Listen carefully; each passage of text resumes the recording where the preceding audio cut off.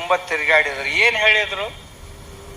ದೇವ್ರ ಗುಡಿಯಾಗಿಲ್ಲ, ಗುಡಿಯಾಗ ಹೋಗ್ಬೇಡ್ರಿ, ಮನ್ಯಾಗ ದೇವ್ರೆಲ್ಲ ಗೊಳೆ ಮಾಡಿ ಬಳ್ಯಾಗ ಹಾಕ್ರಿ, ಮತ್ತೆ ಎಲ್ಲಿ ಹೋಗ್ರಿ? ಹೋಟೆಲ್ದಾಗ ಹೋಗ್ರಿ, ದಾರು ಕೊಡ್ರಿ, ಆರಾಮಾಗಿರ್ರಿ.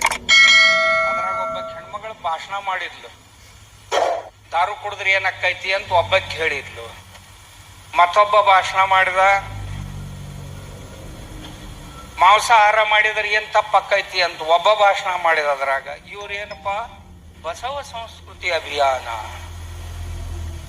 ಇನ್ನ ಭಾಳ ಐತಿ, ನಾ ಹೇಳಕತ್ತೀನಿ ಅಂದ್ರೆ ನಾಳೆ ಹೊತ್ತು ಮುಳುಗುತ್ತಾನ ಮುಗಿದಿಲ್ಲ. ಇದು ಹೇಳು ವೇಳೆನೂ ಅಲ್ಲ, ನಾ ಮತ್ತೊಮ್ಮೆ ಯಾವಾಗಾರ ಬಂದಾಗ ಹೇಳ್ತೀನಿ, ಅವ್ರನ್ನೂ ಕರ್ಕೊಂಡು ಬರ್ತೀನಿ,